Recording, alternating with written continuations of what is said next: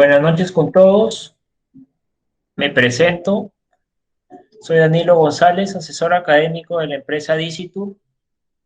En esta oportunidad tengo el agrado de ser moderador en este curso de salud ocupacional.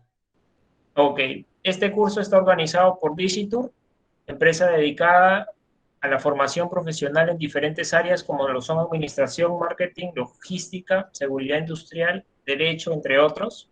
Dicitur tiene como finalidad promover la formación profesional mediante estos cursos para poder contribuir al crecimiento y desarrollo profesional de cada uno de los peruanos.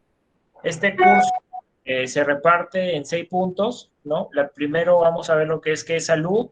Como segundo punto tenemos qué es salud ocupacional, la normativa legal, riesgos y peligros laborales, daños a la salud y como último punto, vigilancia de la salud.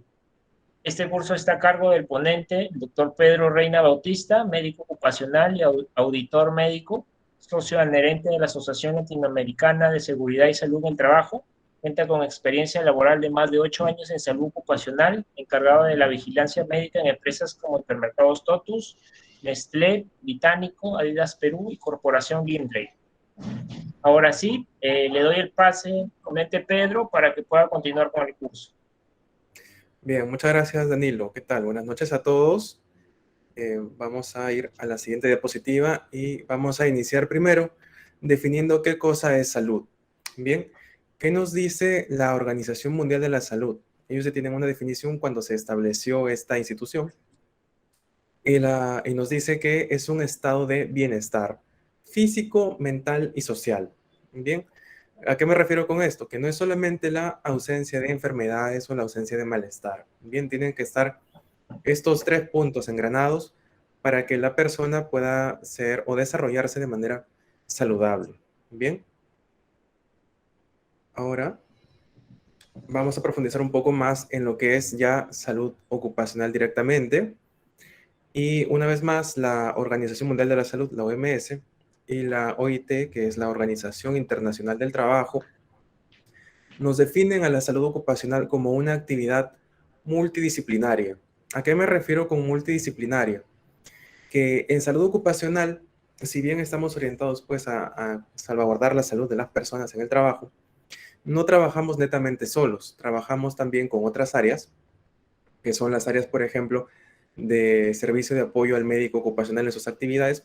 Tenemos las clínicas, tenemos los laboratorios, y adicional a ello, trabajamos de manera conjunta, de manera engranada, con otras áreas de la empresa. Obviamente van a variar de empresa a empresa, pero el médico, como les decía, no trabaja solo. Bien, tenemos al personal de recursos humanos, al personal de seguridad, que muchos de ustedes de pronto, si ya están al tanto de la salud ocupacional y la seguridad, pues saben que son dos áreas que trabajan siempre de la mano.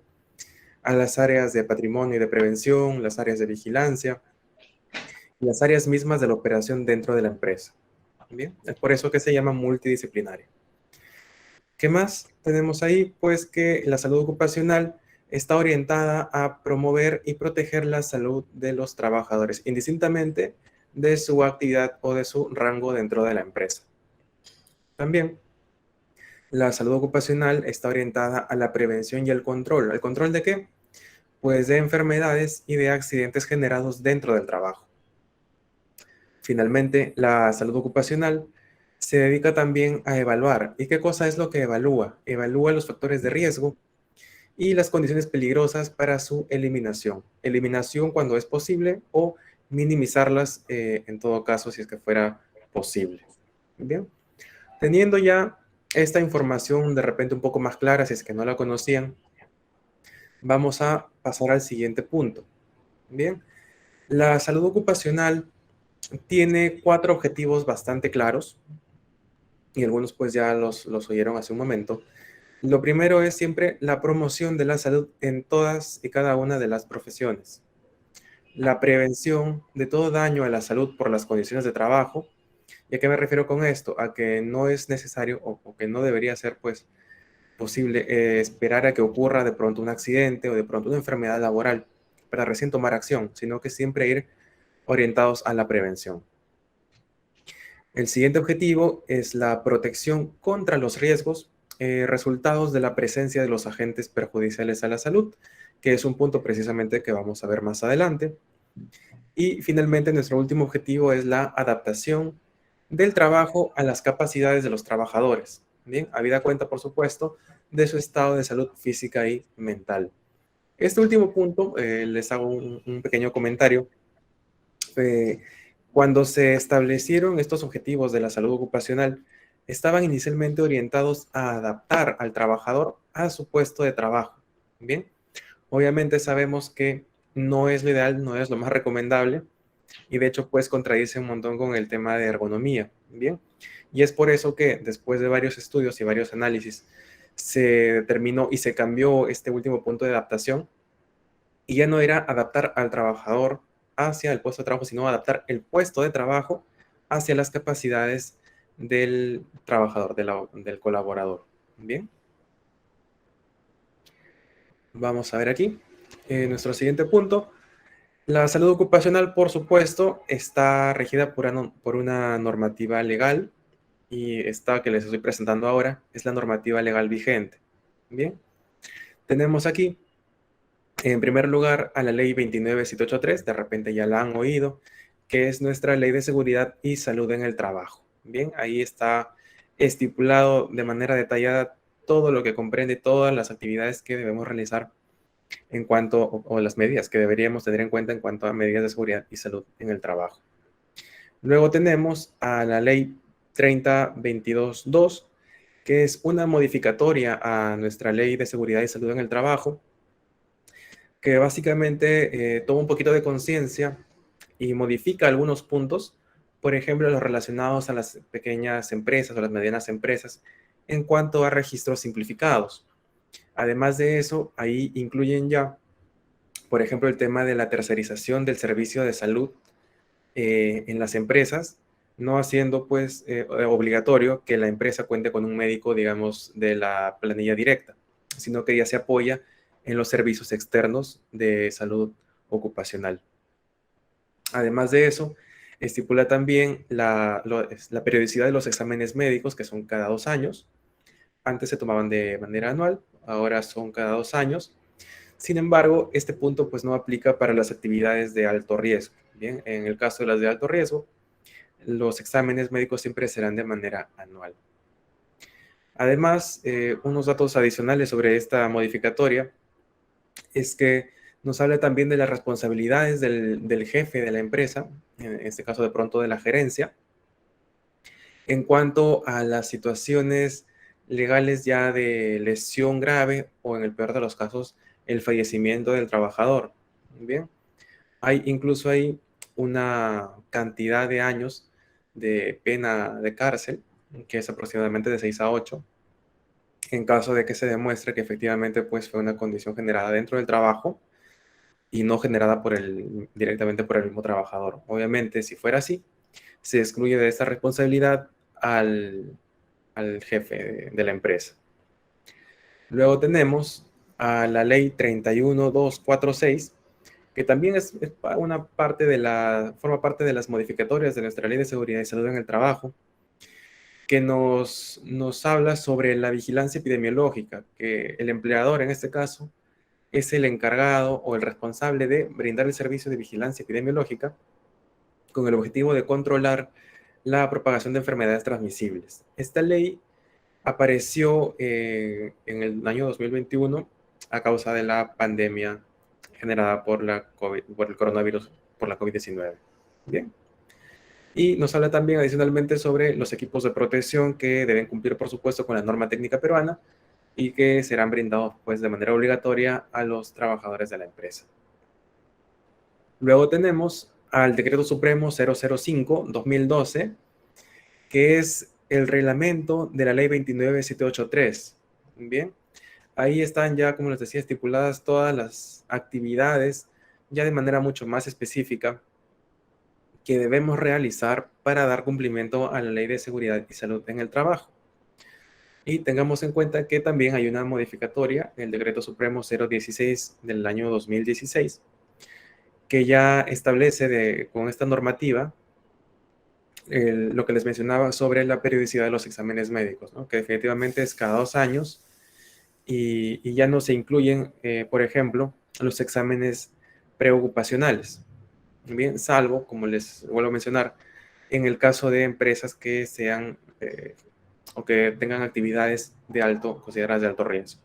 Bien, y finalmente, pero no por eso menos importante, nuestra resolución ministerial número 312 del año 2011 del Ministerio de Salud, que es ya todos los protocolos de exámenes médicos y toda la información ya netamente relacionada a la vigilancia de la salud dentro del lugar de trabajo.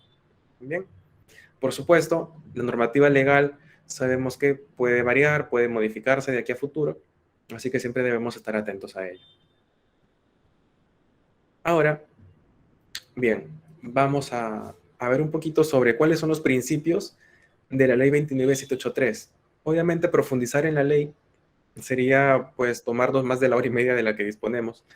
Sin embargo, sí es importante que conozcamos cuáles son los principios de la Ley de Seguridad y Salud en el Trabajo y saber, ¿no?, que aplicados estos principios a nuestra gestión, a nuestro lugar de trabajo, pues vamos a dar cumplimiento a esta normativa. Ponente El, Pedro, sí, disculpe que lo interrumpa, no sé si puede ocultar ese pequeño banner de Meet que no deja ver la última. oh, eh, sí. a ver, disculpen, Es, déjenme ver ese si. pequeño banner negro que está en la parte inferior. Sí lo veo, sí lo veo. Ocultar, sí. Creo que voy a Se dejar de oculta, compartir. se oculta ahí donde dice height. Lo que pasa es que el cursor no me Ah, responde. ok. Pero bueno, les puedo mencionar que al final dice principio de protección. Bien. Ya, ok. Bueno, yendo en orden, tenemos en primer lugar el principio de prevención, que es pues el principio que nos dice que la prevención en el lugar de trabajo debe ser lo primordial al momento de desarrollar las actividades. Bien, como les mencionaba, no es posible ni recomendable ni aconsejable esperar recién a que ocurra un incidente, un accidente, una enfermedad, para recién tomar medidas de acción. Bien, debemos ir siempre un paso adelante. Luego tenemos el principio de responsabilidad, que nos habla sobre las responsabilidades del empleador para con los colaboradores, para con los trabajadores. Y, y en cierta manera, pues nos menciona también que esta responsabilidad abarca el ámbito legal, el ámbito económico frente a cualquier situación adversa que pueda generarse dentro del trabajo. Luego tenemos el principio de cooperación, que ya va un poco más allá y nos dice que la empresa no debe trabajar aislada ni debe trabajar sola, que disponemos también de organismos nacionales e incluso de otras empresas con las que se puede hacer una consultoría o de repente un manejo conjunto, obviamente teniendo en cuenta de pronto por ahí experiencias positivas, para que la gestión de la salud y la seguridad dentro del trabajo se desarrolle de la mejor manera. Luego tenemos el principio de información y capacitación, y este sí, por supuesto, es un punto muy importante porque nos habla sobre la información que le vamos a brindar en cuanto a seguridad y salud a los trabajadores, a los colaboradores dentro de la empresa. Bien, y por supuesto que la persona que brinde estas capacitaciones o esta información debe tener pleno conocimiento de ella para brindar pues una información verídica y confiable. A continuación, tenemos también el principio de la gestión integral, y aquí nos habla ya sobre cómo debemos engranar nuestro sistema de gestión de seguridad y salud en el trabajo con el sistema de pronto de gestión operativo dentro de la empresa. Bien, no deben ser dos sistemas que trabajen separados. La idea es que se unifiquen esos sistemas en un sistema integrado de gestión para que la salud y la seguridad sean parte de cada uno de los procesos dentro de las actividades de la compañía. Luego tenemos el principio de atención integral de la salud, que básicamente nos habla sobre el beneficio que se le debe dar al colaborador o al trabajador al momento que éste pueda sufrir un accidente o una enfermedad generada por el trabajo. Luego tenemos nuestro principio de consulta y participación, y aquí es importante sí que sepamos que la información o las medidas de pronto de prevención y de seguridad y salud en el trabajo pues deben ser también consultadas en algunos casos de repente con algunas organizaciones o incluso con personas participantes de los sindicatos en el trabajo. Bien. Luego tenemos el principio de primacía de la realidad, que nos dice pues que de las actividades que de pronto puedan, por ponerles un ejemplo, evidenciarse dentro de una auditoría, de pronto pueden tenerse protocolos y procedimientos estipulados. Sin embargo, lo que va a primar siempre va a ser lo que se evidencie, la realidad. Bien, frente a una inspección, frente a una auditoría o frente pues la evaluación de algún caso en particular relacionado a la salud y a la seguridad. Y finalmente, nuestro punto que está ahí oculto, el principio de protección. Bien. El principio de protección nos habla sobre el bienestar que debe primar dentro de la empresa para que el trabajador pueda desarrollarse en sus actividades de manera saludable y de manera segura y pues esté en un ambiente en el que haya bienestar, en el que se le brinde bienestar, tanto físico como mental y por supuesto social. Bien. Y ahora, aquí sí vamos a profundizar un poco más en cuanto a los protocolos de los exámenes médicos ocupacionales y las guías de diagnóstico. Bien, esta es ya información netamente de salud ocupacional y es nuestra resolución ministerial 312 del año 2011 del MINSA, que nos habla, bueno, les voy a mencionar brevemente los puntos a tocar a continuación.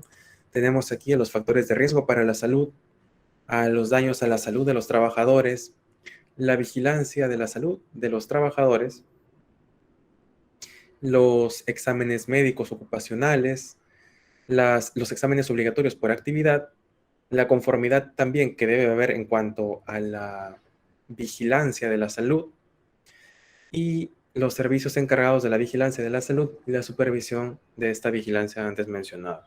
Bien. Sí me gustaría que de pronto si hubiera alguna pregunta o algo, pues me avisaran para de repente poder absolverla. Bien. Listo. Empezamos ahora a ver qué cosas son los riesgos laborales y las enfermedades ocupacionales. Bien. Riesgos laborales, y es una definición que debemos tener todos bastante clara, es la probabilidad de que un trabajador sufra un daño derivado del trabajo. Bien. Y un peligro laboral será una condición con potencial de poder causar un daño humano o deterioro de la salud.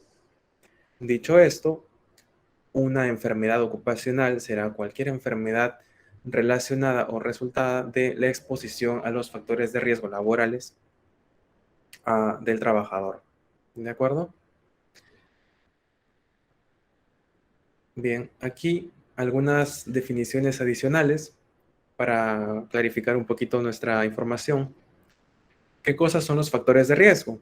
Bien, los factores de riesgo son elementos que, estando necesariamente en un ambiente laboral, pueden generar un daño en la salud del trabajador.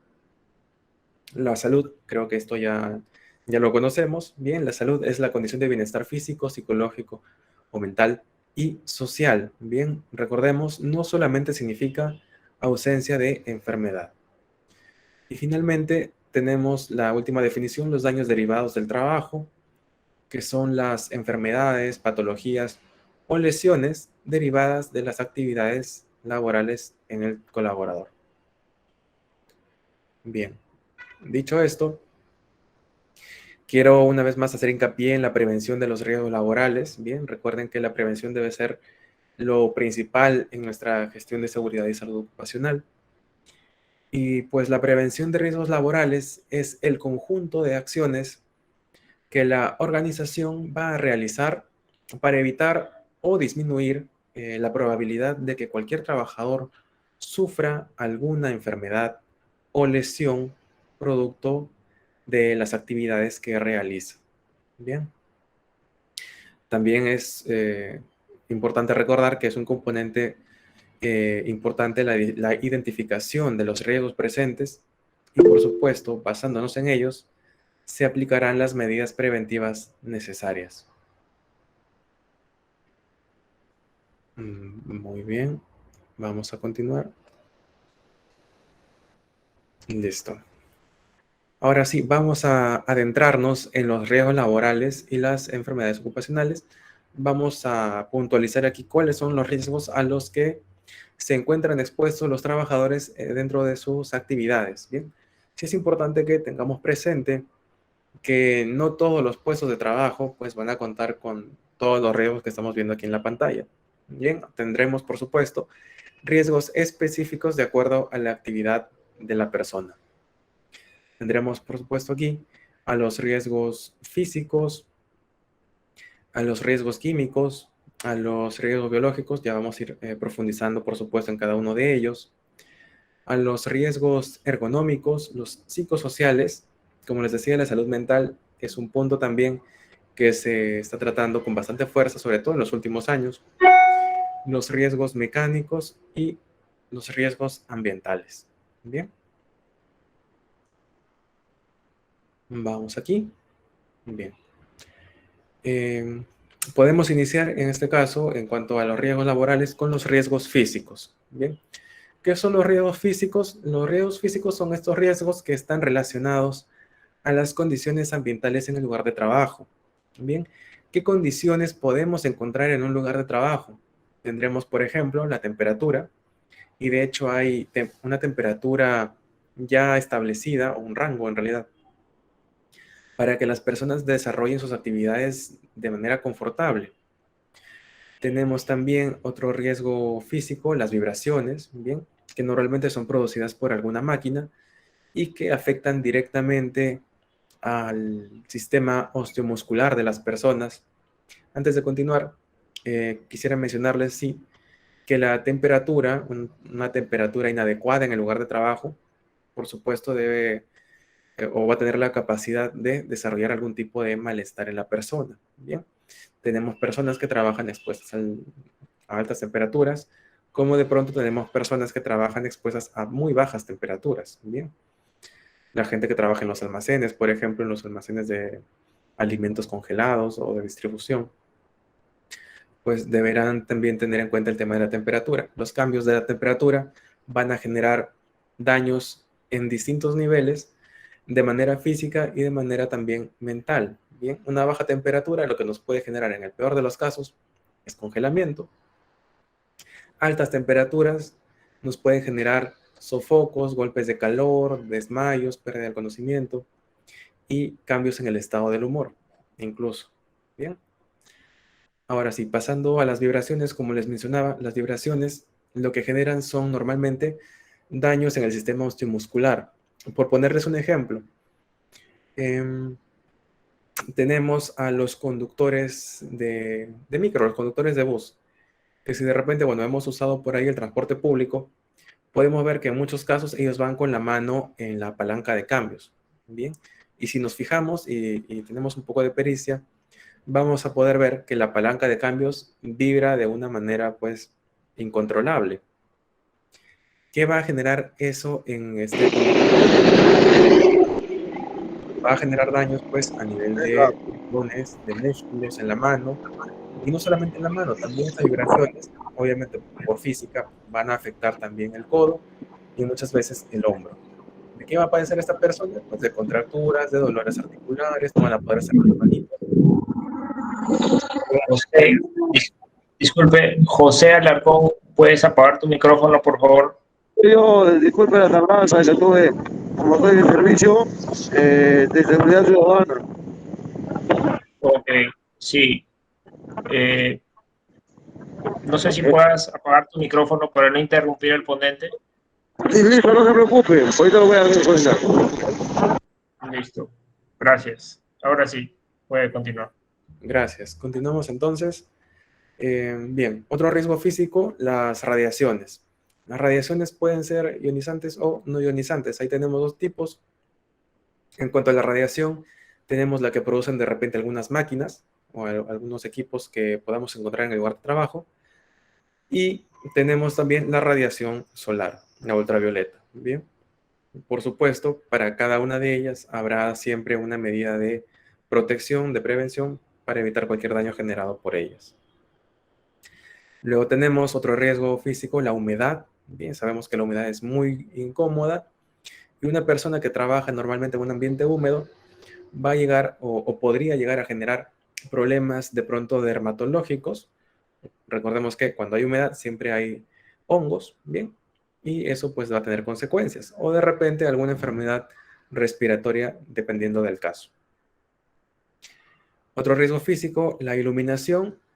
Creo que, y aquí de repente me van a dar la razón, trabajar en un ambiente con una iluminación inadecuada es fatal para nuestros ojos, incluso para nuestra postura. Bien, porque ¿qué pasa? Si no vemos bien, porque la iluminación es deficiente, muchas veces tenemos cierta tendencia a acercarnos al dispositivo, a la pantalla o a la proyección o lo que fuera. Y eso también impacta, una, en los ojos, en nuestra vista, y número dos, en nuestro sistema osteomuscular. Bien, si nos damos cuenta, pues los riesgos laborales muchas veces, independientemente de ser físicos o de cualquier otro tipo, pues pueden afectar varios sistemas de nuestro organismo. Y finalmente, uno muy conocido, el ruido.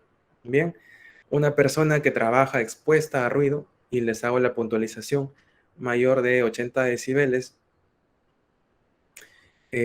con una exposición pues de 8 horas diarias, va a tener cierta tendencia, si no utiliza la protección adecuada, de desarrollar hipoacusia. ¿Qué es la hipoacusia? Pues en otras palabras y de manera más coloquial, la sordera o la pérdida de la audición. Bien, sí es importante que recuerden o que sepan, porque esta información es, como les digo, importante, que los daños generados por ruido suelen ser bilaterales. ¿A qué me refiero con esto? A que no es solamente un oído el que se ve afectado, sino son ambos. Bien. Ahora sí, continuamos con nuestros riesgos químicos. Bien, los riesgos químicos son todos estos agentes de naturaleza, por supuesto, química, que los colaboradores van a encontrar en su lugar de trabajo o que puedan exponerse a ellos y que les puedan generar de manera indirecta algún tipo de daño. Bien, aquí en los riesgos químicos tenemos tres subgrupos, que son las formas moleculares de estos agentes, los aerosoles y los agregados moleculares. Bien, en el apartado de agregados moleculares, mencionarles ahí que tenemos como ejemplos al polvo, a los humos, las brumas, la niebla. En cuanto a los aerosoles, tenemos ahí los materiales particulados menores a 10 micrómetros. ¿Y por qué se hace la puntualización en este tamaño?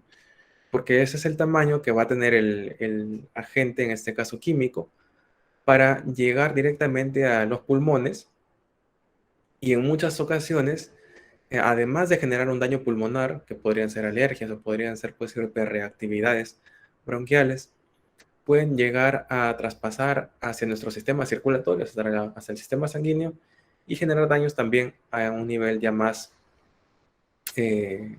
orgánico, ¿no? Más completo.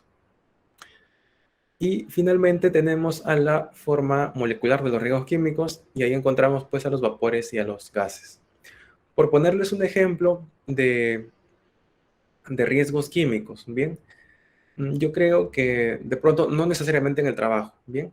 Pero de pronto en casa alguien alguna vez ha utilizado lejía, ¿verdad?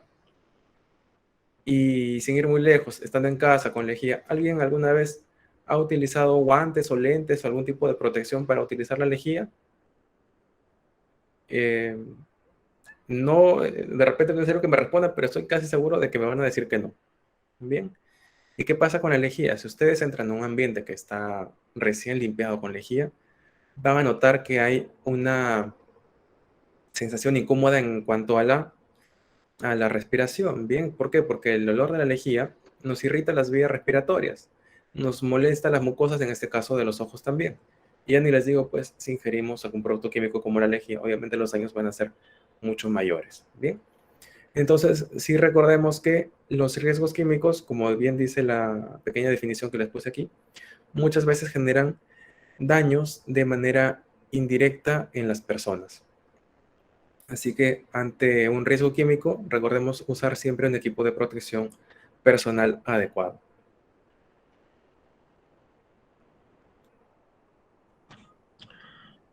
Ok. Ahora vamos a entrar a un pequeño break de 5 minutos, ponente. Pero antes voy a leer un comentario que ha puesto Cristian Palacios en el chat. Nos dice, si uno conoce sus composiciones, bueno, la composición del producto, se tienen que usar los EPPs necesarios. Y Marlene Acuña nos hace una pregunta, bueno, le hace una pregunta. ¿Qué pasa cuando la institución no nombra el comité y el sindicato ya lo pidió? ¿Qué pasa cuando no se nombra el comité? Bueno, aquí, bueno, si la empresa, por ejemplo, tiene ya un sindicato, en el comité, en la conformación del comité, que de hecho debe ser una iniciativa que venga del empleador directamente, lo que se debe hacer es simplemente insistir en la conformación del comité o presionar un poco. ¿Por qué? Porque en el comité se va a designar a una persona responsable del comité, de dirigir el comité, al presidente. Vamos a tener también algunos miembros que van a ser escogidos directamente por el empleador y vamos a tener algunos que sean escogidos directamente por los trabajadores, ¿bien? Y ahí muchas veces pues entran a tallar los miembros del sindicato. Entonces, sí, de todas maneras, lo inicial como recomendación sería pues solicitar de manera formal la organización y la conformación del comité. De pronto, no orientarlo directamente con lanzarnos, ¿no? Como que al gerente, sino que iniciar pues por las personas que, digamos, tienen cierta responsabilidad directa con ello, que son, por ejemplo, el médico ocupacional o los supervisores o los ingenieros de seguridad, que forman parte de la empresa y de la parte también de prevención. Entonces, yo creo que por ahí podrían un poco orientar el tema. Ok, genial, muchas gracias. Ahora sí podemos pasar a la siguiente diapositiva, por favor, para aprovechar este tiempo de 5 minutos y resolver algunas dudas y algunos puntos por tratar.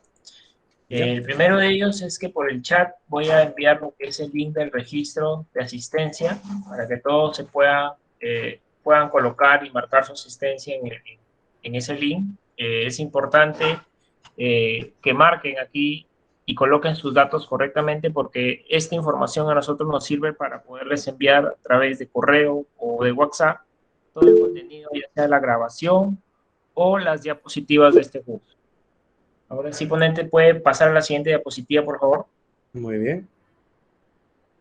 Ok, bueno, debido a las preguntas y dudas que hemos tenido por parte de los participantes, este curso tiene un certificado, una certificación opcional con un precio de 25 soles y un certificado de 4 horas académicas. Además del certificado, tiene 3 beneficios. El primero es el ingreso al aula virtual con clases grabadas y material complementario. Otro beneficio es un correo institucional con Office 365 por todo un año y lo que son descuentos especiales para futuros cursos. Siguiente diapositiva, por favor. Bueno, en pantalla ven lo que son nuestros números de cuenta, BCP, YAPE, Caja Arequipa y BBVA. Una vez que se realice el pago, el comprobante se debe enviar al correo informes@dicitur.edu.p o a los números de WhatsApp que pueden ver en pantalla. Esta información se la voy a enviar de igual manera al chat para alguna persona que no logre guardarlo. Ok, lo acabo de pasar por el chat. Listo. Ahora sí podemos pasar, por favor, a la siguiente diapositiva. Muy bien. Ok. Como ven en pantalla, hoy nos tocó lo que es el curso de salud ocupacional y hacerles la invitación para los siguientes cursos, el 5 de marzo y el 12 de marzo también, para que se cierre todo lo que es el curso ya en general, ¿no? De lo que es salud y seguridad y salud ocupacional. Este curso general también tiene una certificación. Esta certificación es con un peso de 52 horas académicas y cuenta con un costo de 185 soles. Y también se le agregan todos los beneficios que he mencionado anteriormente, ¿no? Bueno, ahora sí como para un poco pedir la participación de los participantes, me gustaría que por el chat me escriban desde dónde se están conectando desde qué parte del Perú nos están siguiendo y están conectados hoy aquí en esta clase, para conocerlos un poco quizá. Félix Carpio, un saludo Félix, desde Arequipa. Un saludo para todas las personas de Arequipa. Para Trujillo, veo que también hay personas conectadas de Trujillo. Un saludo para Lima, para Huaraz, Ancash. Saludo para Marlene Acuña, que nos está viendo desde Chosica. Huaraz también, Percy Geraldo. Un saludo para Percy, para Denise desde el Callao, desde Iquitos también, desde la selva del Perú. Nos saluda Rafael Salas, desde Cusco, Cristian Palacios, desde Puno. Un saludo para Puno. Tenemos otro participante de Arequipa, Jorge Díaz, desde Piura. Un saludo para Diego desde Piura, desde el norte de nuestro país, desde Moquegua, Chimbote, Tacna, Juliaca. Veo que con nuestro contenido estamos llegando a todos los rincones de nuestro país, desde Huancavelica. Un saludo para Brigitte, para Silvia desde Chimbote, Huancavelica, también presente, Lima. Un gusto y un saludo para todas las personas que han colocado en los comentarios, y también agradecerles por su participación, ¿no? Ahora sí, creo que ya pasaron casi los 5 minutos. Podemos continuar con Pedro. Muchas gracias. Muy bien, qué maravilloso de verdad llegar a tantas personas de esta manera. Bien, continuamos entonces con nuestros riesgos laborales. Aquí tenemos un punto. Reducir tu malestar, reducir tu dolor, mitigar la fiebre que puedan proveer. Entonces, yo actúo Cristian Palacios. yo no pude evitarlo ni prevenir. ¿Puedes apagar tu micrófono?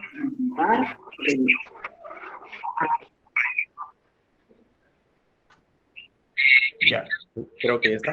Okay, gracias. Sí. Bien, Okay. mencionaba, ¿no?, que estamos ahora con los riesgos biológicos y tenemos uno que está muy de moda, por supuesto, y es uno de los virus. Recordemos que los riesgos biológicos son todos los microorganismos a los que nos podamos exponer como trabajadores. Y pues empecemos con los virus. Bien, ahí tenemos a la COVID-19, el SARS-CoV-2, que tantas vueltas nos ha hecho dar en las empresas, y seguro que a más de uno en su propia organización pues le habrá traído por ahí algún dolor de cabeza. Bien, recordemos que la normativa en cuanto a COVID, y creo que ya todos estarán al tanto, siempre está orientada inicialmente a la prevención, ¿de acuerdo? Y lo mismo va con el resto de microorganismos, ¿bien? No solamente tenemos a los virus, tenemos bacterias, parásitos, hongos, ¿bien? Y la idea es prevenir los daños generados por estos. Ahora, ¿qué pasa? ¿Qué personas deben tener más cuidado con el tema de los riesgos biológicos? Naturalmente, las personas que trabajan, por ejemplo, en un laboratorio clínico. Bien, recordemos que ahí toman muestras y la exposición siempre es bastante alta. Pero no solamente ellos. Tenemos otro grupo de personas que deben estar siempre limpias, por decirlo de alguna manera, en cuanto a riesgos biológicos se refiere. Y son las personas que manipulan alimentos. Bien. No voy a ahondar mucho en el tema, pero sí es importante que la prevención sea, digamos, el pilar fundamental en cada una de las actividades, especialmente en las personas que manipulan los alimentos. Recordemos que hay muchas enfermedades que se pueden adquirir por consumir de repente algún alimento por ahí que estuvo contaminado sin necesariamente pues, haber estado en descomposición. Simplemente pues un mal momento de mala higiene y de pronto pues alguien le pasó por ahí un parásito, una bacteria a otra persona. Bien. Si bien ya actualmente pues, los controles son bastante estrictos en cuanto a riesgos biológicos se refiere, el riesgo siempre está latente. Bien. Y como les decía, prevención siempre va a ser lo más importante. Y la prevención aquí creo que, aunque parezca simple, es una de las medidas más efectivas el lavado de manos. Bien. Listo. Continuamos ahora con nuestros riesgos ergonómicos.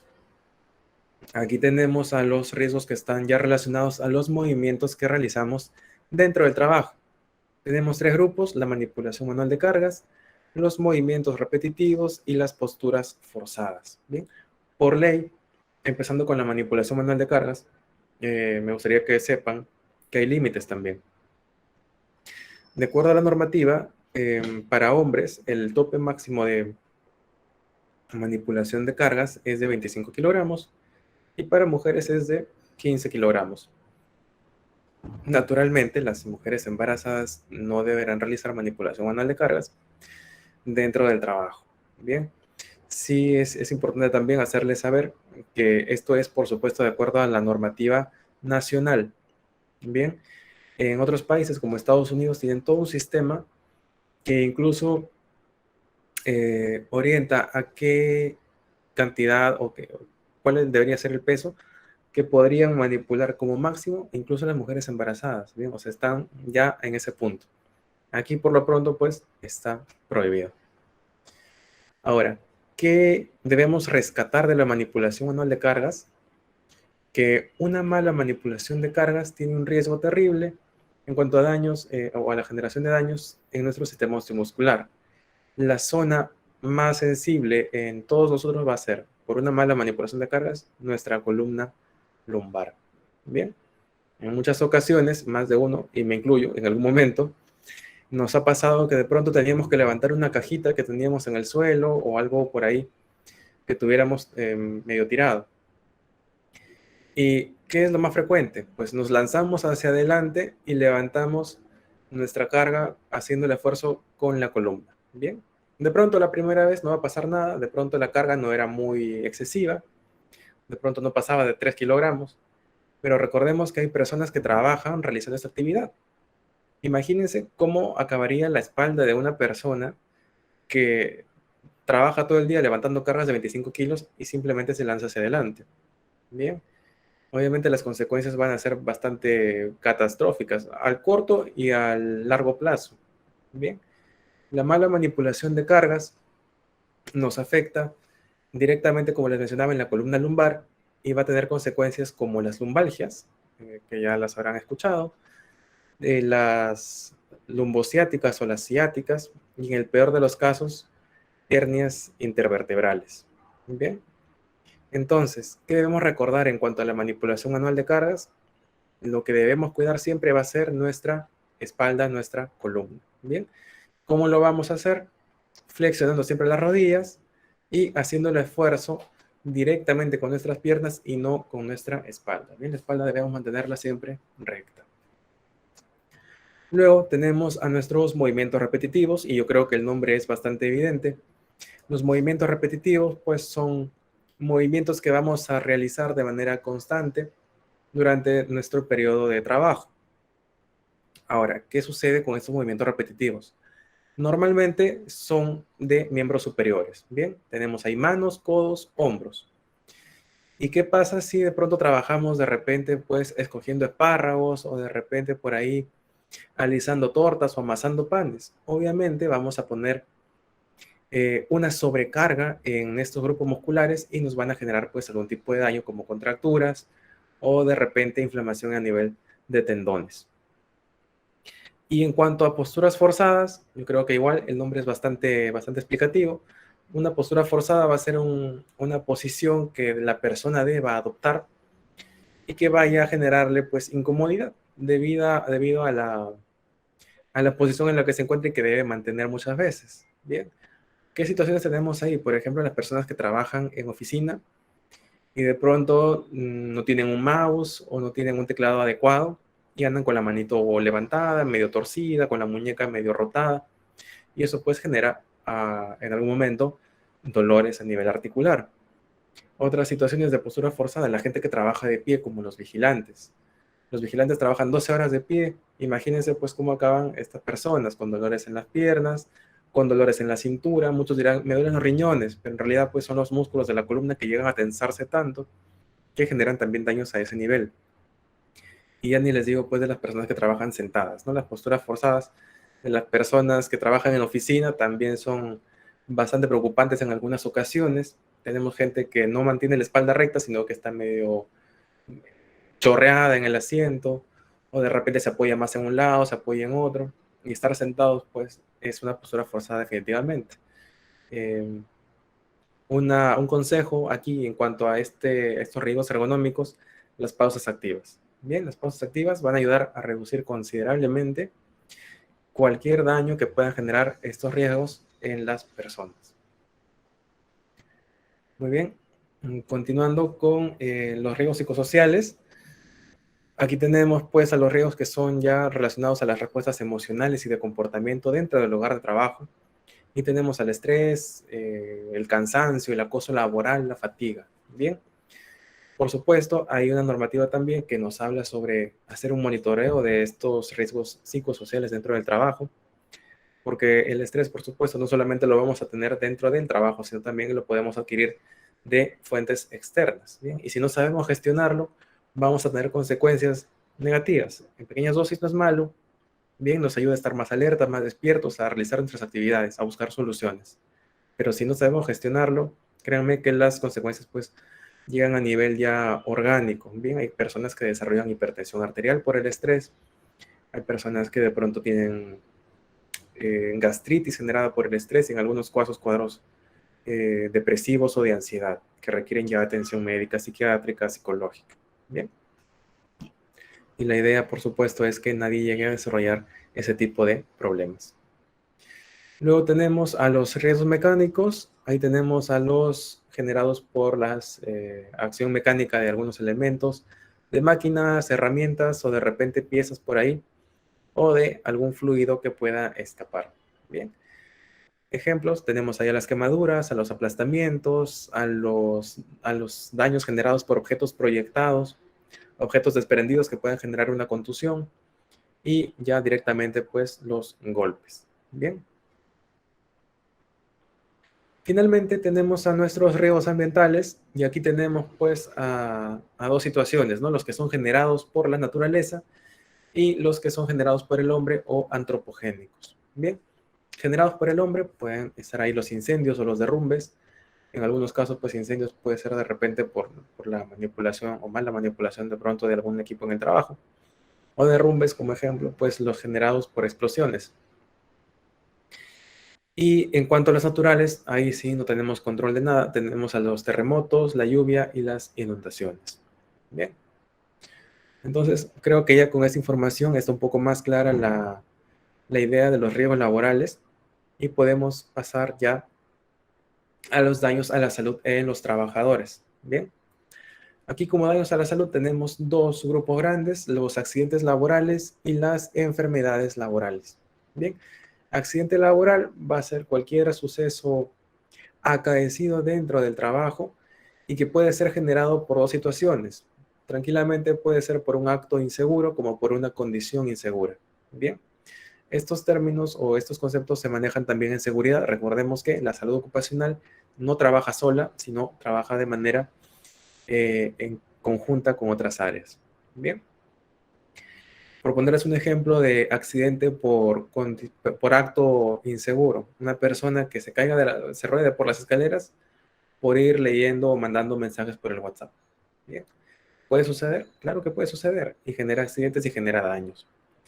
Y las enfermedades laborales, pues son las enfermedades ya directamente al organismo que puedan ser generadas por la exposición a los riesgos dentro del lugar de trabajo.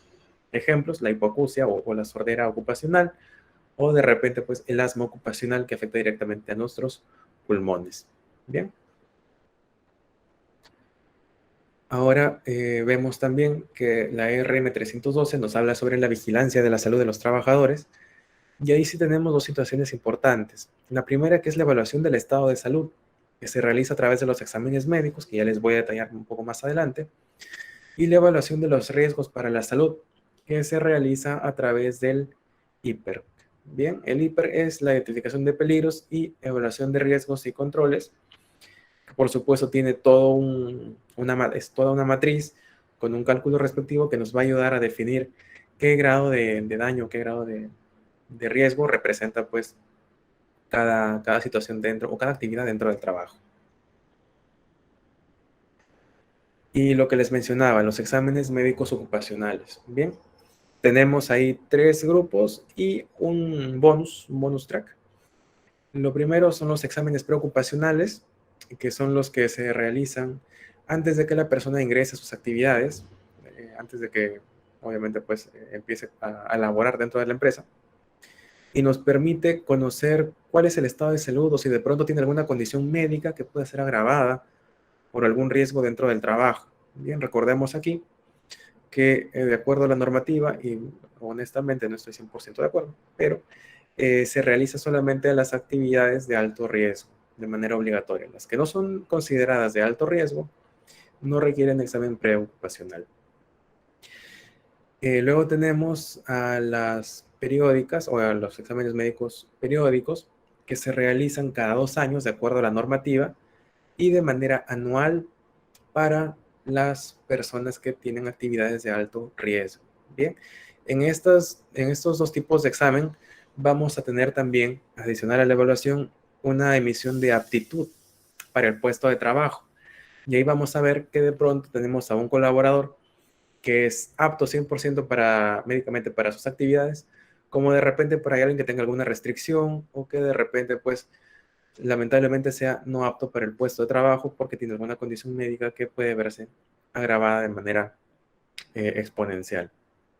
Bien, obviamente será trabajo del médico ocupacional evaluar cada situación y de ser el caso, pues proponer algunas medidas o de repente, pues, conversar el tema de la no aptitud.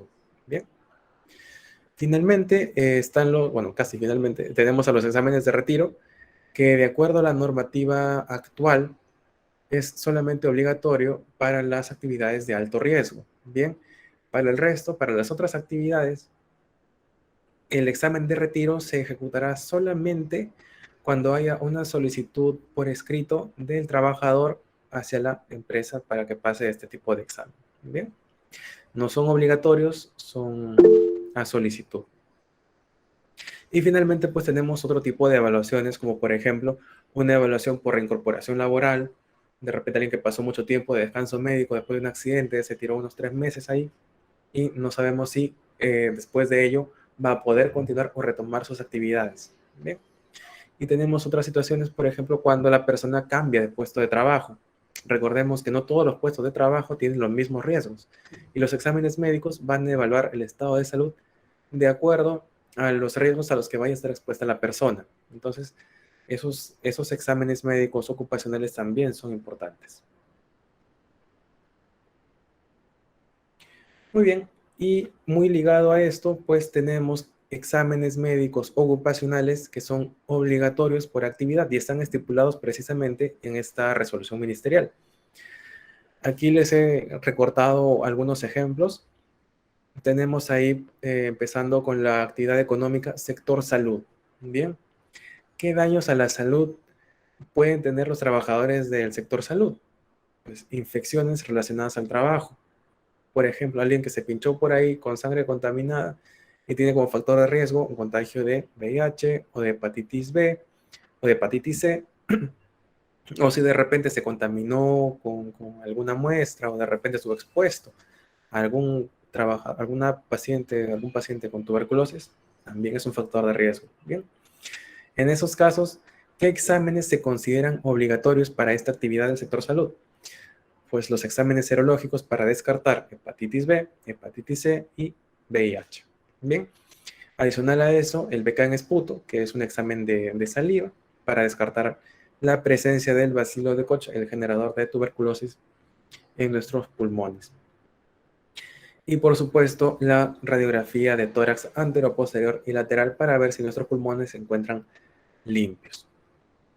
Ahí tenemos también otros ejemplos, por ejemplo, veamos, en el tema de la agricultura, bien, que incluye las industrias del café, las de té, los floristas. ¿Qué tenemos ahí? Ahí podríamos incluir la industria incluso de producción de caña, de azúcar, bien, los que procesan la caña. ¿Qué riesgos tienen? Pues tienen la exposición a los alérgenos de elevado peso molecular y de bajo peso molecular, que son los que van a llegar directamente al pulmón, al alveolo, que es la unidad fisiológica de nuestro sistema respiratorio, y van a generar daños como el asma ocupacional o síndrome de disfunción reactiva de las vías aéreas, como si fuera un episodio asmático o de alergia bastante fuerte. Entonces, en esos casos, ¿qué exámenes se consideran como específicos o como obligatorios? Un estudio de células sanguíneas, el hemograma completo, para descartar por ahí la elevación de alguno de los glóbulos blancos, que nos oriente a pensar en un proceso alérgico. La medición sería de la hiperactividad bronquial inespecífica. Una vez más, las radiografías de tórax para ver cómo están los pulmones. Y la espirometría basal, que nos va a decir cómo tenemos la función pulmonar. Bien. Adicionalmente, aquí hay algunos ejemplos más. Y exposición, por supuesto, a otro tipo de riesgos. Tenemos a las personas que utilizan o fabrican o transportan los plaguicidas, los organofosforados, los carbamatos. Bien. Ustedes habrán visto que cuando una persona tiene que fumigar o cuando tienen que desinsectizar alguna zona, están disfrazados de astronautas de pies a cabeza. Bien. ¿Qué pasa con los órganos fosforados? ¿Qué pasa con esos plaguicidas?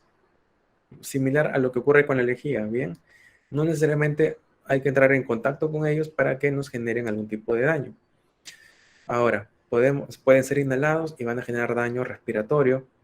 En algunos casos, si hubiera contacto ya directamente con el producto, pueden muchas veces ser absorbidos por la piel o por las mucosas. Entonces, obviamente van a generar daños a la salud bastante graves que requieren muchas veces ya de atención hospitalaria. Frente a esos riesgos, pues ahí debemos solicitar en nuestros protocolos de los exámenes médicos la determinación, por ejemplo, de la actividad de la colinesterasa eritrocitaria, de la determinación del compuesto organofosforado y demás dentro de la sangre o de la orina. Bien. Otros ejemplos tenemos el tema del ruido, las personas que trabajan expuestas a ruido, que normalmente son en industria, pues tienen riesgo de padecer hipoacusia. Bien, ese es el daño. Entonces, ¿qué se hace con esas personas? Se les evalúa el canal auditivo a través de la otoscopía y se les realiza acumetrías o audiometrías, bien, para ver cómo va la audición o si está afectada. Y finalmente, pues tenemos como último ejemplo los factores de riesgo disergonómicos, ¿no? Que como les mencionaba, producen daños directamente al sistema osteomuscular o músculo esquelético. Y obviamente, pues ahí lo que deberemos evaluar dentro del examen médico ocupacional será la función musculoesquelética y una evaluación neurológica, porque muchas veces estos dos sistemas están conectados y pueden generar o pueden dañarse en realidad por un riesgo disergonómico. Bien. Listo, estamos casi llegando ya al final. Mencionarles aquí que parte de la Resolución Ministerial 312 evalúa también la conformidad de la vigilancia de la salud de los trabajadores. ¿Qué nos dice esto? Que la vigilancia de la salud debe ser a cargo de un médico ocupacional con una preparación específica, con unos grados ya obtenidos. Debe haber también las evaluaciones médicas ocupacionales de por medio, por supuesto que sí. Se le debe brindar también dignidad, intimidad y confidencialidad al trabajador que pase estas evaluaciones. Recordemos que la información médica, la información relacionada a la salud es muy sensible, ¿bien? Y no puede estar expuesta o expuesta al escrutinio de otras personas, ¿de acuerdo?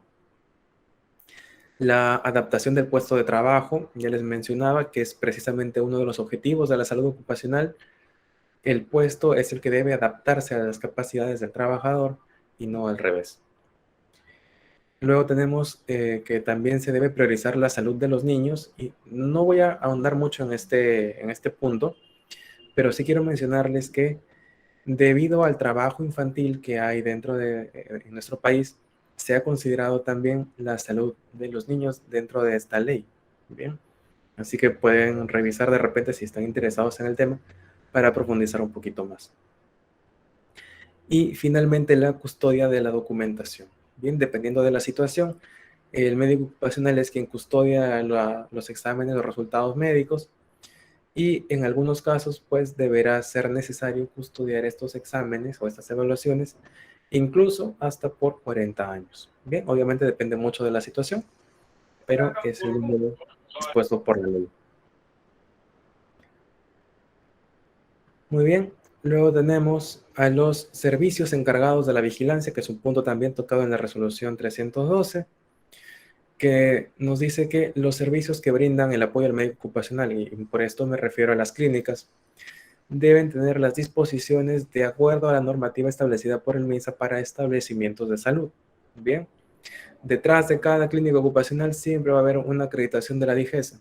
Así que ojo siempre con eso, porque muchas veces frente a una auditoría es importante tener ese documento y obviamente pues es importante para estar seguros de que a donde enviemos a nuestros trabajadores tendremos la certeza de que van a ser evaluados correctamente. Se evalúa también el horario laboral, lo que les mencionaba, las acreditaciones, la coordinación multidisciplinaria. Recordemos que ahí entran a tallar ya varios servicios en el área de salud, psicología, laboratorios, temas audiológicos, respiratorios, todos se engranan dentro de nuestros sistemas o servicios encargados de la vigilancia. Que cuenten, por supuesto, con el espacio y personal adecuados, que es muy importante para poder brindar la atención de salud a una persona, y que se consignen los datos de manera real y fehaciente dentro del examen médico ocupacional. Bien, que no se omite información, porque muchas veces omitir un dato en el examen médico puede ser, digamos, el pie a que una persona de manera involuntaria e innecesaria pues desarrolle algún tipo de enfermedad ocupacional. Muy bien, vamos a pasar aquí. Y claro, es importante también la supervisión de la vigilancia de la salud de los trabajadores. Bien, ¿a qué me refiero con esto? El Ministerio de Salud tiene que supervisar la correcta vigilancia de la salud dentro de las empresas. Bien, no crean que el médico llega, hace su trabajo y ya está libre de cualquier evaluación. No, también se evalúa el trabajo de los médicos ocupacionales o de los servicios tercerizados también. Y por supuesto, lo que les mencionaba hace un momento, el médico o el personal que brinde la atención de vigilancia de la salud debe contar con todos esos requisitos que les mencioné. Y por supuesto, una forma adicional de control frente a una supervisión es la presentación de los informes anuales a la Dirección General de Salud, a la DIGESA. Bien, que de repente por ahí ya muchos de ustedes conocerán, pero igual es importante un recordatorio. En cuanto a los informes a la DIGESA, ahí tenemos consignada la información demográfica de los trabajadores, cuántos hombres, cuántas mujeres, rangos de edades, qué clase de trabajo realizan, si son trabajos administrativos o si de repente pues son trabajos netamente operativos, si son o no de alto riesgo.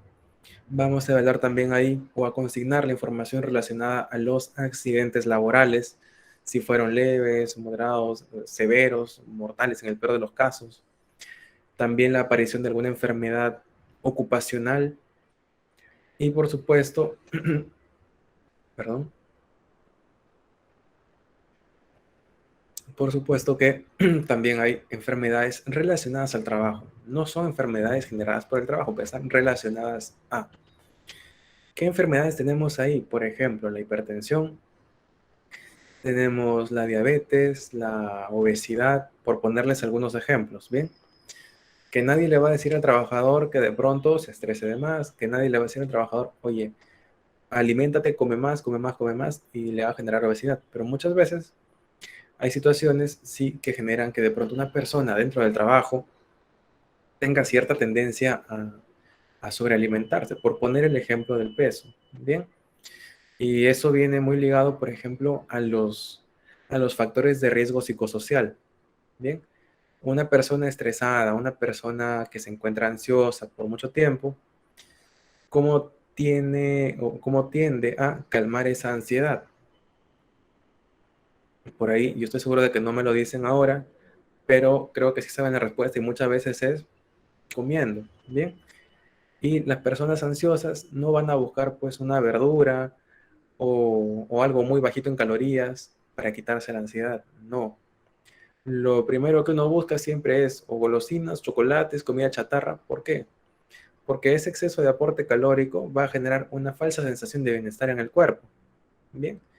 Y muchas veces empiezan ya a relacionar las personas esa sensación de bienestar o de alivio a su situación de estrés y lo relacionan con los alimentos, ¿bien?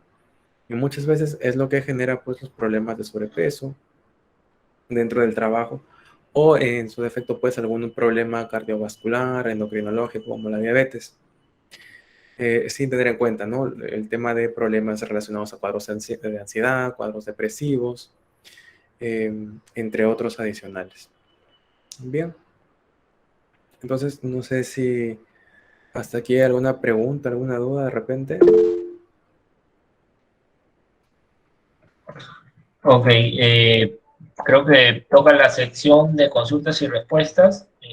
Correcto, sí. Sí. Ahora, bueno, pedimos la participación a través del chat o si no, levantando la manito en sala para que puedan hacer su consulta. Ok, Jorge Díaz, ¿puedes hacer tu consulta? Muy buenas noches, una consulta, mi estimado. Eh, en el tema del médico ocupacional, entiendo yo de que referente al tema de seguridad, la persona encargada de seguridad tiene la decisión para poder tomar sobre un trabajador. Pero en el tema de la salud, ¿por qué le hago esta consulta?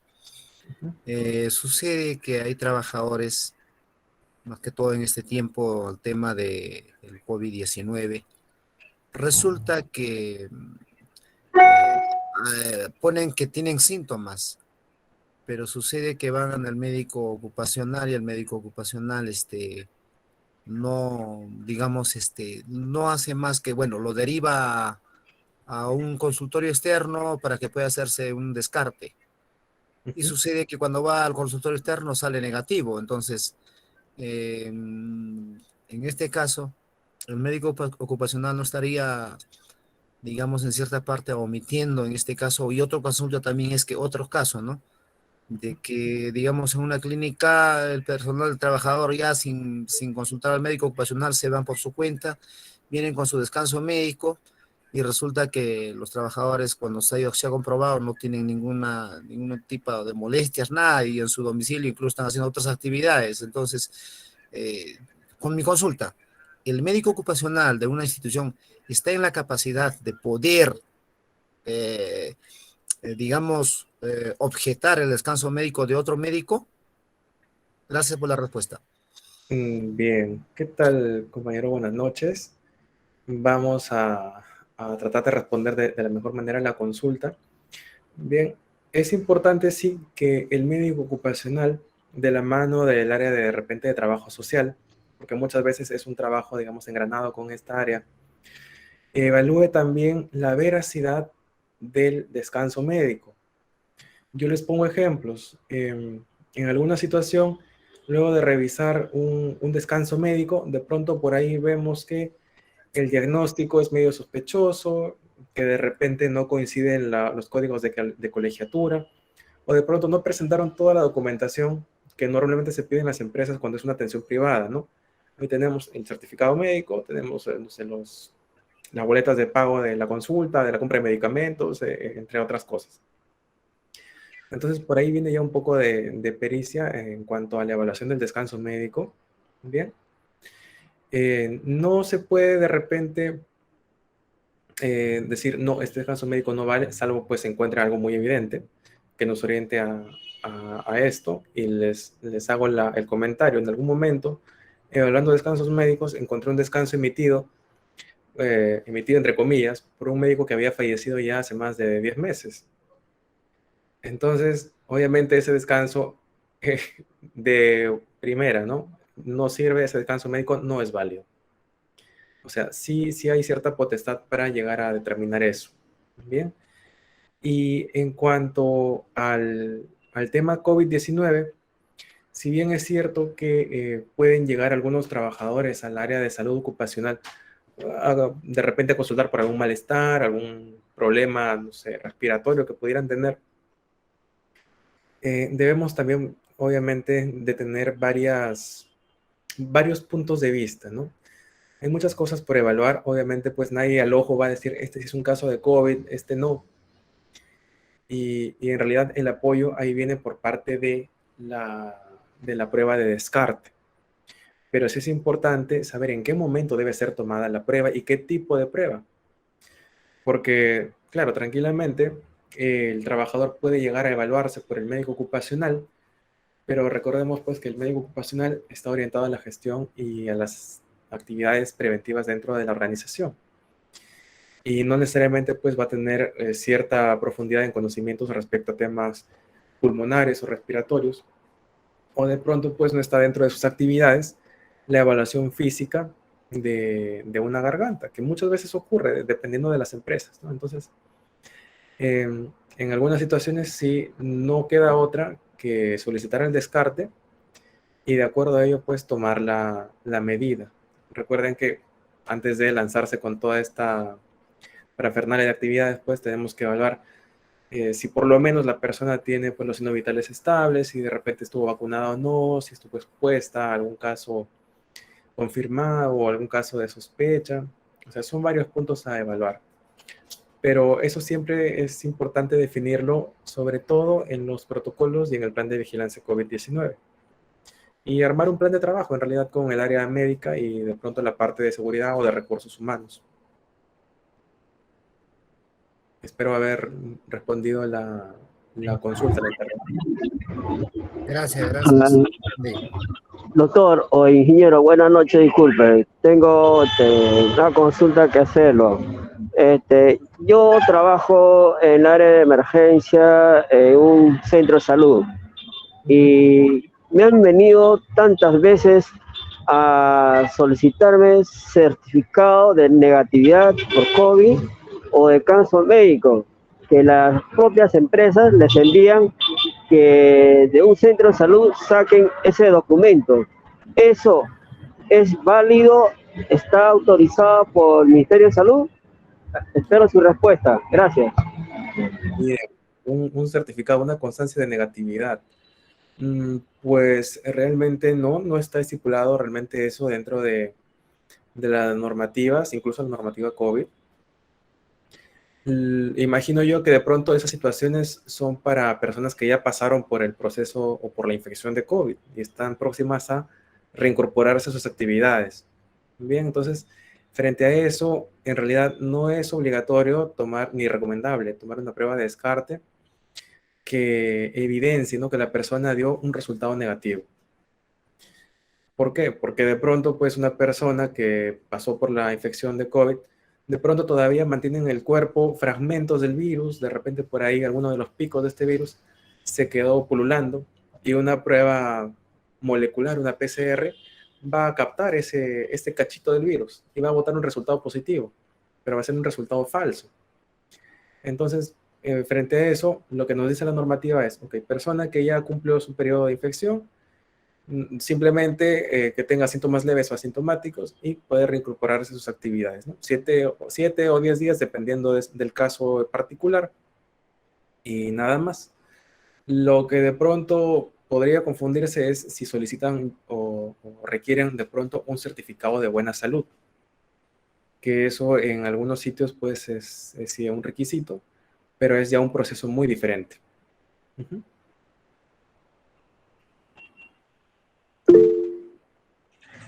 Sí, Amparo Martínez, ¿puedes encender tu micrófono? Buenas noches.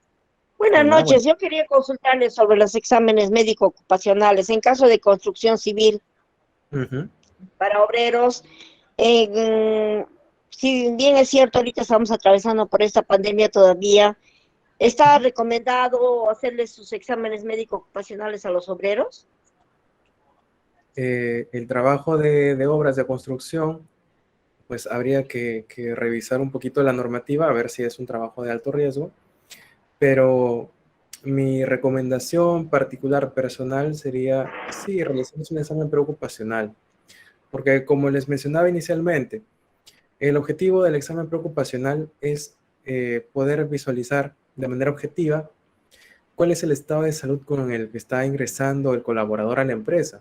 Bien, si de pronto... Sí, digamos, y perdón, sí, y si digamos, porque mira, cuando se trabaja en una obra, los obreros rotan cada 4 meses. ajá, Entonces, si digamos en una determinada obra le han hecho su examen médico ocupacional, según la normativa, se debe hacer cada 2 años los exámenes médico ocupacionales. Entonces, si digamos en una obra anterior le han hecho su examen médico ocupacional y ahora está en otra obra, ¿se le debe hacer a ese obrero su examen médico ocupacional o es que solamente a los obreros nuevos se le debe hacer? solamente los nuevos. Bien, lo Solo a los recomendable nuevos. es que del último examen ocupacional no hayan pasado más de 3 meses. Bien, porque en Ah, 3 meses de la exposición a un riesgo, uno puede desarrollar varios problemas. Bien, y se lo comento ya como experiencia propia, ¿no? En algunas situaciones llegaban personas a X empresa y ya venían con alguna lesión previa y de pronto no les querían tomar ninguna evaluación y los hacían trabajar o X situación. Y de pronto se encontraban, una vez que ya la persona desarrollaba los malestares, se encontraban con la situación de, ¿se lo hizo aquí o ya vino así? ¿Bien? Y ahí sí, pues obviamente es todo un estudio que hay que hacerle a la persona y en realidad es un trámite, un tema bastante complicado para la empresa, complicado para la parte de recursos, a la parte de operativa, al mismo trabajador, a la parte médica, o sea, son muchos problemas que de pronto se pueden evitar simplemente haciéndole un examen preocupacional. Bien, ok, muchas gracias. muy bien. Genial. No sé si hay otra duda o consulta. Pueden escribirla por el chat. Julio Nicolás, perdón. ¿Puedes encender tu micrófono? Buenas noches, señores. Yo quería hacer una consulta. Dígame, ¿qué empresas están, por decirlo así, obligadas a tener un médico ocupacional o una enfermera, una licenciada en enfermería? Gracias. Bien, muy bien. Las empresas que están obligadas, bueno, en primer lugar, ahí depende mucho también de la cantidad de trabajadores que tenga la empresa. Bien, en una de las actualizaciones, si mal no recuerdo, creo que se pedía como mínimo para un médico 500 personas en la planilla. Bien, menor a eso, pues incluso varía la presencia del médico o la presencia del personal de enfermería. Como recomendación, en una empresa de alto riesgo, sí sería conveniente contar con la presencia del médico por el tiempo que de pronto se requiera. Recordemos que lo ideal es que el trabajo pues, sea las 36 horas semanales, pero muchas veces pues, ya depende de la misma empresa la cantidad de horas. Pero sí, o sea, depende de la cantidad y del riesgo de la actividad de la empresa también.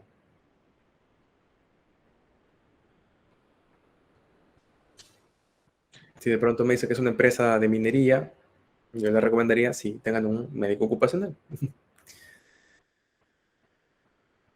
Genial. No sé si tengamos otra consulta o pregunta.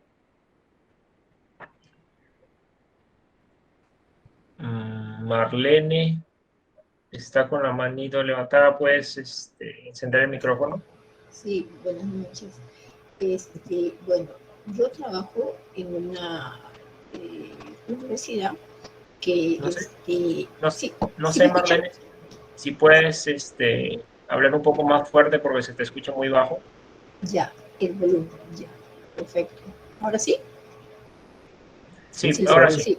sí, Mejor. muy alto. Ya, yo trabajo en una universidad donde han contratado un médico ocupacional, pero a la fecha todavía no se constituye el Comité de Seguridad en el Trabajo. Y también, asimismo, no existe protocolos, ¿no? De acuerdo a la directiva del MINSA, ¿no? Tiene que hay que seguir ciertos procedimientos, ¿no? Lo único, supuestamente, que lo toman como protocolo es medirnos la temperatura, que eso es de acuerdo a los médicos, que es ya no es válido, ¿no? Correcto. Y sí, y por ende, ¿no? Claro, como no hay mucho control, varios trabajadores se han contagiado hasta de tal punto que también han muerto trabajando en función, ¿no? Entonces yo digo, para la institución, ya que no hay control, no nos están protegiendo, tengo entendido que existe una sanción. Ya, sí. Bien, entonces, la pregunta es si se puede sancionar a la empresa. A eso... Sí, pero, o sea, como les mencioné, es una universidad pública. De acuerdo. Es una universidad pública. Ajá. Bien, bueno, definitivamente ahí el médico ocupacional tendría que ponerse las pilas, ¿no?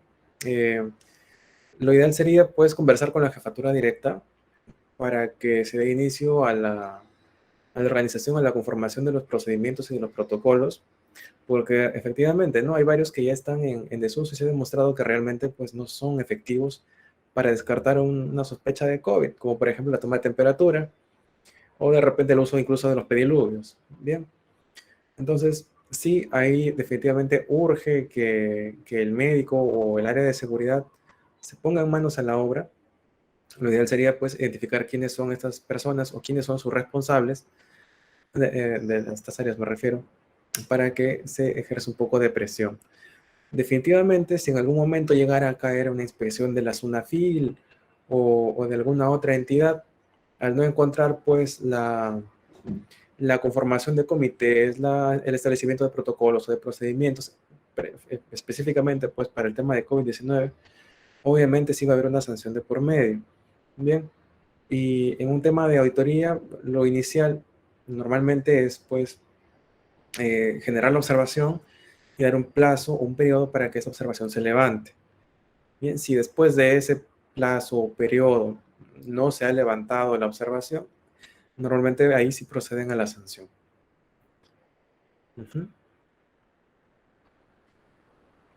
Bien. Genial. Gracias por la respuesta, ponente Pedro. Una última pregunta o consulta que tengan. O de repente alguna experiencia que quieran compartir. Ajá, exacto, o algún comentario. Pueden escribirlo por el chat o si no pueden levantar la mano para poder activar el micrófono.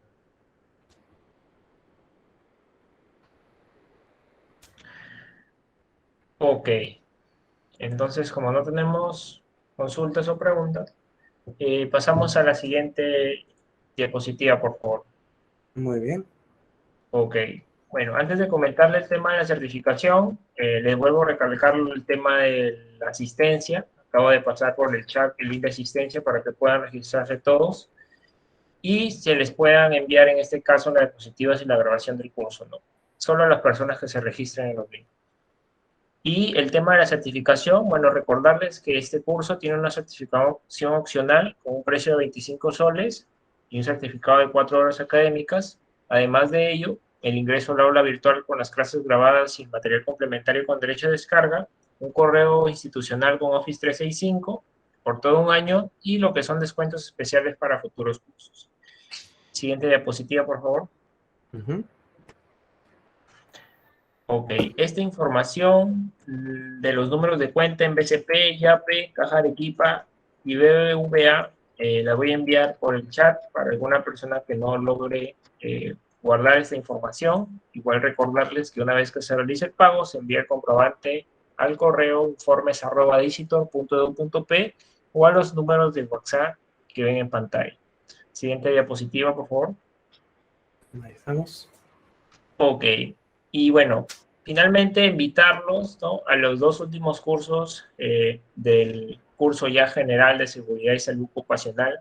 Y también recordarles que este curso general, que incluye todos los cursos que pueden ver en pantalla, tiene una certificación también con un peso de 52 horas académicas y un costo de 185 soles, junto a todos los beneficios que he mencionado anteriormente. Y bueno, ahora sí, llegando ya a la parte final, primero agradecerle al ponente Pedro Reina por todo el contenido que nos ha brindado el día de hoy y también agradecer en este caso a los participantes por su tiempo. No sé si quiere dar algunas palabras de cierre, ponente Pedro. Sí, claro, bueno, gracias por esta oportunidad de poder compartirles un poquito sobre la salud ocupacional, sobre la forma de trabajar dentro de las empresas.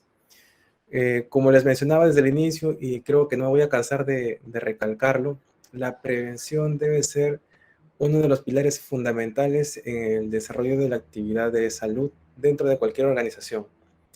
Y recordemos siempre, pues, que como está definido por la OMS y por la OIT, la salud ocupacional, al ser multidisciplinaria, va a tener que engranar con el resto de áreas, con el resto de actividades. Entonces, que no sea, pues, el tema de salud ocupacional o la presencia del médico o personal de salud dentro de la empresa solamente por cumplir con la normativa, sino que efectivamente se le saque provecho a esta persona para poder mejorar la calidad de vida de los trabajadores, para mejorar el bienestar dentro del trabajo, que eso, por supuesto, aunque de pronto por ahí alguien esté un poco incrédulo, incluso repercute en el desempeño de las actividades de cada trabajador.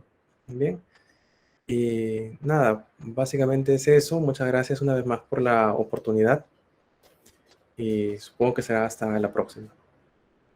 Genial. Gracias a usted también, ponente Pedro, y les deseamos un buen inicio de semana a todos los participantes y ya nos estaremos viendo en alguna otra oportunidad. Listo, muchas gracias. Gracias.